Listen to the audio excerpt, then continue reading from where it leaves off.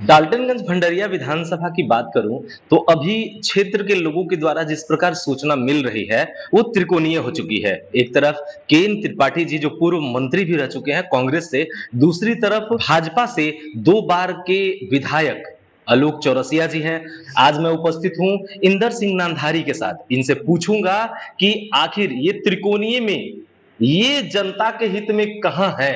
और दूसरी चीज, इनसे सीधा सवाल भी होगा कि क्या क्षेत्र में जो पहले 5 साल रहे विधायक और स्पीकर झारखंड के भी पहले रह चुके हैं, तो क्या देखते हैं क्षेत्र में, किस प्रकार डाल्टन भंडरिया विधानसभा को देखते हैं। सबसे पहले पलामू समाचार केंद्र में सर आपका स्वागत है। धन्यवाद धन्यवाद आपको आने के लिए। बात ऐसी है कि मैं यहाँ से 6 बार जीता हूँ। 6 बार? 6 बार डाल्टनगंज कंस्टिट्यूंसी से, क्योंकि 4 बार 5 बार तो जीता था, लेकिन बीच में जब लास्ट टाइम था तो मैं उस समय विधायक सभा पद से इस्तीफा दे दिया था मैंने। और उसमें सब मेरे विरोधी, चीफ मिनिस्टर भी उस समय थे, जो कुछ दिन के लिए रहे थे, बाद में तो सब विरोध में थे।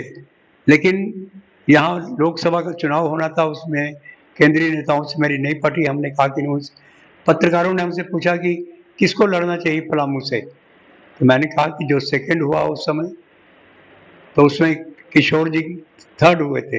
आज जो बिहार के चीफ मिनिस्टर हैं और शरद यादव, ये दोनों के साथ हम उसी पार्टी में थे। तो इनको लोगों ने कान भर दिया कि हमने कहा कि देखिए उस समय जो सिस्टम चल रहा था, हमने कहा कि जो सेकंड हुआ है उसको लड़ना चाहिए, और किशोर थर्ड हुआ था। तो सेकंड में जो उसके चलते विरोध हुआ, तो उन्होंने कहा कि नहीं, हम इस पार्टी में, प्रदेश अध्यक्ष हम थे, लेकिन हमसे बिना पूछे उन्होंने कहा कि ये हमारा कैंडिडेट लड़ेगा। किशोर की तरफ से ध्यान था। मैंने कहा कि जब मेरे से आप पूछते हैं, मैं वहाँ का रहने वाला हूँ और आपका गठबंधन है दोनों का, भाजपा ये का, उस समय कांग्रेस की चलती थी, तो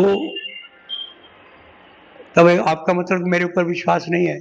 मैं अपने इस्तीफा देता हूँ विधायक से, और मैंने दे दिया इस्तीफा। एक सवाल रहेगा, आप बड़ा बहुत दिन से हम ढूंढ रहे थे आपको, आपसे मिलने की तमन्ना भी थी। किताब लिखे हैं आप अपने जीवन पे, कहाँ से पाकिस्तान से कैसे बहते बहते बचे। मैं देखा हूँ, किताब पढ़ा हूँ, मुझे मिली है, मैं पढ़ा हूँ, उसको बड़ा अध्ययन किया हूँ। बहुत सारी चीज़ों का ज़िक्र भी है उसमें। तो विधानसभा चुनाव का और विधानसभा का कार्यशैली, उसमें थोड़ा बहुत हल्का-फुल्का ज़िक्र हुआ। आखिर ऐसा क्यों? नहीं, जिक्र तो है वहाँ पर, कैसे जिक्र नहीं हुआ है। मैं जब स्पीकर बना उस समय में विधायक तो था ही, तो मैंने स्पीकरी में पूरा लिखा है कि मैंने कैसे डिफरेंसेस हुए। क्या नाम कहते हैं, उस समय जो चीफ मिनिस्टर थे, जो आज बीजेपी के अध्यक्ष हैं, बाबूलाल मरांडी, उनके बारे में लिखा है मेरे क्या क्या डिफरेंस हुए। इसलिए मैंने, तब इसका मतलब कि आपने पूरा नहीं पढ़ा उसको। झारखंड अलग हुआ था, उस समय का क्या सिचुएशन था, मनोभाव क्या था, लोगों के मन में क्या चल रहा था? झारखंड जब अलग हुआ, अभी तो शैलेंद्र महतो उस समय जेएमएम के बड़े नेता थे, शिबू सोरेन के बाद उन्होंने एक किताब लिखी है, और उसमें एक चैप्टर लिखा उन्होंने कि अगर झारखंड बनने का किसी को श्रेय दिया जाना चाहिए, एक व्यक्ति को, तो इंदर सिंह नामधारी है। और हम ये कहेंगे कि उनके चलते झारखंड बना। ये शैलेंद्र महतो लिखते हैं।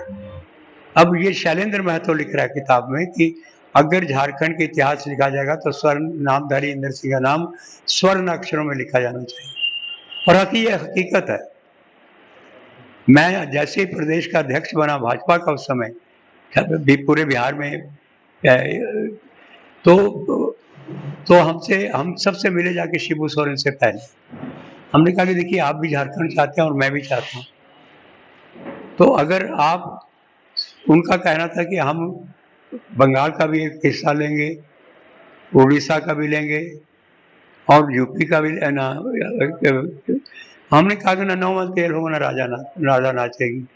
आप कहिए कि जो छोटा नागपुर है इसको झारखंड बना दिया जाए, जो अभी बना, कहीं कि नहीं, ये कभी नहीं हो सकता, हम बृहद झारखंड में। तो हमने फिर अलग से शुरू कर दिया। 1988 में क्या नाम कहते हैं, आगरा में बैठक थी, तो उसमें ये प्रस्ताव पास हुआ कि जो एक जो यूपी का हिस्सा काट कर हम लोग बनाएंगे एक स्टेट जो बन गया अभी, और उसके बाद हम दो प्रांत इन लोग कह रहे थे कि यूपी का और मध्य प्रदेश का काट के हम जो छत्तीसगढ़ बना, हम अलग राज्य अ, ये दो राज्यों का हम अलग बनाएंगे अगर हमारा शासन हुए तो उस प्रदेश प्रदेश के नाम से मैं भी उसमें उम्मीद था। तो हमने कहा कि अडवाणी जी बोल रहे थे, तो मैंने कहा कि अगर मैं बोलना चाहता हूँ क्योंकि मैं मेम्योर हूँ कि जब आप दो राज्यों से काट के आप राज्य पिंड बना रहे हैं, तो मैं झारखंड बिहार का प्रदेश अध्यक्ष हूँ, तब आप अगर एक और राज्य बनाएं काट के, जो छोटा नागपुर है, वनांचल हमारा नाम दिया था, तब आप उस पर 2 घंटा बहस हुई, और सुनने के बाद मेरा भी हुआ भाषण और लोगों का भी हुआ। अटल जी का कितना योगदान था? अगर बोला जाए तो अटल जी का योगदान बहुत प्रकट था। कितना योगदान रहा अटल जी का?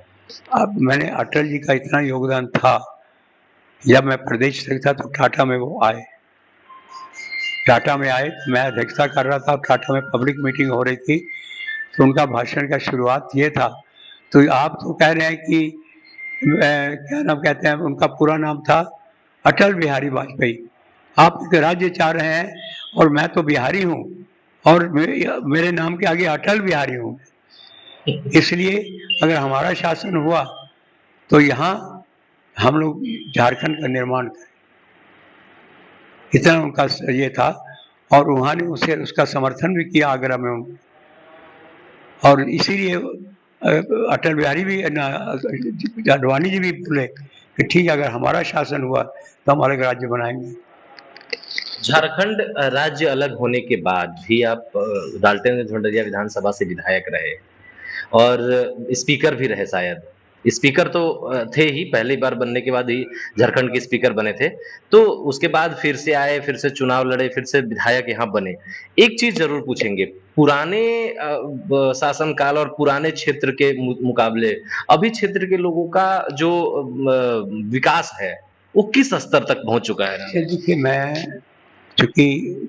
मैं जब कह रहा हूँ कि मेरी एक बहुत बड़ी भूमिका थी झारखंड बनाने में, लेकिन मैं था स्पीकर।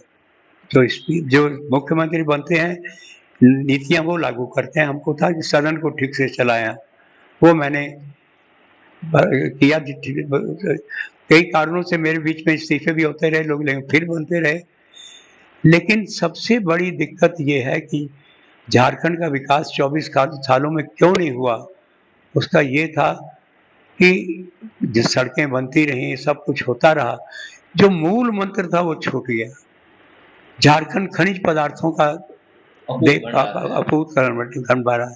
यहाँ अगर पेपर की फैक्ट्री लगी, जंगल भरे हुए हैं, पानी इतना था, वो सिंचाई के साधन अधूरे पड़े हुए थे, वो पूरे कर देते। अभी 16 ऐसे राज्य हैं जो शुरू है लेकिन अधूरे बन। एक तो हमारे यहाँ मंडल डैम है, वो अभी तक अधूरा है, 25 साल हो गए, 30 साल, उसको नहीं पूरा कर सके। और बहुत से सिंचाई के विभाग हैं, कोई नया कारखाना नहीं लगा। लोहा यहाँ पर है, एक टाटा तो आज से 100 साल पहले लगा था, यहाँ और कारखाने लग सकते थे। एक चीज़ की कसक अगर बोला जाए तो एक चीज़ की कसक रहती है हमेशा से। डाल्टनगंज भंडरिया में सभी चीज़ है। हम सभी से पूछते हैं, मेरा सवाल ये हमेशा हर विधानसभा में जो प्रत्याशी हैं, उनसे एक रहता ही है। पर आप तो अब बहुत राजनीतिक के ज्ञाता हैं, पुराने आदमी हैं। एक चीज़ हम पूछेंगे, क्या डाल्टनगंज भंडरिया विधानसभा में विश्रामपुर के जैसा बीसीसीएल कास्टिक प्लांट के जैसा और भी प्लांट लग सकता है अदानी-अंबानी का कि नहीं? एकदम लग सकता है। मैंने क्या कहा, पेपर का, सीमेंट का, बहुत से कारखाने यहाँ पर लग सकते हैं। लेकिन इस तरफ जो भी सरकार रही, अब स्पीकर थे तो उस समय तो हम वहाँ से चेयर से भी बोलते थे कि कुछ काम कीजिए यहाँ पर, लेकिन नहीं हुआ। अब नहीं हुआ तो यहाँ के लोगों को जाके कोई मद्रास में गया हुआ है, कोई गुजरात में गया हुआ है, कोई दिल्ली में गया हुआ है। लोग को काम करते करते कम से कम साल में 100 आदमी तो ऐसे होते होंगे जिनकी लाशें यहाँ पर आती हैं। एक्सीडेंट हो गया, काम करते करते कुछ हो गया। ये अपनी आंखों से देखता रहा, मेरी आंखों में आंसू आ जाते थे जब मैं देखता था कि यहाँ का आदमी, वहाँ के आदमी यहाँ कमाने आते, ऐसा झारखंड में है। एक चीज हम जरूर पूछेंगे आपसे। देखा जाए तो आमतौर पे जितने भी अभी तक के झारखंड में विधायक बने, सांसद बने, कई सांसद विधायक के घर से करोड़ों करोड़ों रुपए की निकासी हुई है। देखा जाए तो सिर्फ अलमीरा का अलमीरा भरा हुआ है। कई घर सांसद विधायक के नौकर के घर से करोड़ों रुपए की हुई है। पीए के घर से करोड़ों रुपए निकले हैं। क्या कहेंगे इस पे आप? उसके ऊपर मेरा यही कहना है लूट हुई कि है ना? मैंने सरकारें तो बहुतों की बनी, बीजेपी भी बनी है सरकार यहाँ, 5 साल तक रहे हैं मुख्यमंत्री रघुनाथ रघुवर दास। तो एक जो बीमारी थी, मान ली कोई योजना पास होती है तो उसमें बंदर बांट होती है, जब तक वो बंद नहीं होगी सड़कें बनती हैं जल्दी टूट जाती हैं, डैम बनते हैं लेकिन आप वो ठीक से काम नहीं करते। तो जो लेन देन का जो मामला है ये रोका नहीं गया। तो क्या आपके बेटा अभी चुनाव लड़ रहे हैं डाल्टनगंज भंडरिया विधानसभा से, लौट के फिर से वहीं आ रहे हैं हम, तो क्या ये चीज पे अंकुश लगेगा? क्योंकि आम आदमी का सबसे ज्यादा चीज होता है कि अगर हम ब्लॉक जाते हैं, अंचल जाते हैं, वहां पे जमीन का काम हो, रसीद का काम हो या किसी भी तरह का हमको खाता, आधार, कोई भी चीज का काम करना हो, हमको अगर हमको अपना वंशावली ही बनवाना हो, कैरेक्टर ही बनवाना हो, किसी भी तरह का काम छोटा मोटा हो, तो 100 200 500 रुपया झटक लिए जाते हैं गरीब से। नहीं, ये तो छोटी मोटी बात है। सबसे बड़ी बात है कि पदों का जो पदस्थापन होता है, अब मान लीजिए एसपी हैं, डीसी हैं, बड़े बड़े अफसर हैं, अगर इनकी पोस्टिंग में लेन देन हो तब क्या बचे, कहाँ देश प्रदेश कहाँ जाएगा? खुलेआम बोली लगती है कि दरोगा जी आपको 8 लाख देना है तब थाना मिलेगा। अगर कोई दे के आया है तो फिर वो अपना कम से कम मूल तो कम लेगा, मूल तो सूद के साथ लोग लेते हैं। ये हो रहा था और जब तक ये होता रहेगा झारखंड बहुत आगे नहीं बढ़ सकेगा, नए कारखाने नहीं लगेंगे, काम ठीक से मान ली सड़कें बनी टूट गई, डैम बना उसमें पूरा काम नहीं हो रहा है। तो जब तक ये नहीं होता है, और सबसे बड़ी बात है कि जो स्टेट के लोग हैं, बहुत से काम तो राज्य स्तर से होते हैं, बहुत से जिला स्तर से होते हैं। तो जब जिला के पदाधिकारी नहीं ठीक होंगे, ये बंदर बांट होती रहेगी, तब काम ठीक से हो नहीं पाएगा और ये प्रदेश विकास नहीं कर पाएगा। ये चीज़ है। अब विधायक हैं, उनको भी सोचना चाहिए, अगर वही इसी में से मंत्री भी बनते हैं। अब के अफसरों पर ये दबाव होना चाहिए कि नहीं, ईमानदारी के साथ काम होगा, लेकिन अगर अफसर भी ईमानदारी से काम नहीं करेंगे तो फिर कहाँ से जाएंगे? डाल्टनगंज भंडरिया विधानसभा के लोगों को क्या संदेश देना चाहेंगे अपने स्तर से? एक ही चीज, एक संदेश देना चाहता हूँ कि मैंने एक ये निकाला है, यहाँ के समर्थकों ने निकाला है दीप के, कि आप पेशेवर लोगों को वोट देंगे या जो इसके लिए समर्पित हैं और ईमानदारी से काम करेंगे उसके लिए वोट देंगे। एक है कि अब जीते हम तो हम भी उसके अंग बन गए, विधायक भी मंत्री बनते हैं। तो जब मंत्री बनने के बाद भी वो कहेंगे कि नहीं हम ईमानदारी से काम करेंगे, हम उसमें से, बाकी तो पैसा मिलती है, पेंशन मिलता है, आदमी को सब सुविधाएं मिलती हैं, लेकिन काम में पैसा नहीं चलेगा। ये पोस्टिंग और ये इसमें पैसा नहीं चलेगा। ये जब तक नहीं होता है तब तक झारखंड अपने मंजिल मकसूद तक नहीं पहुंचे।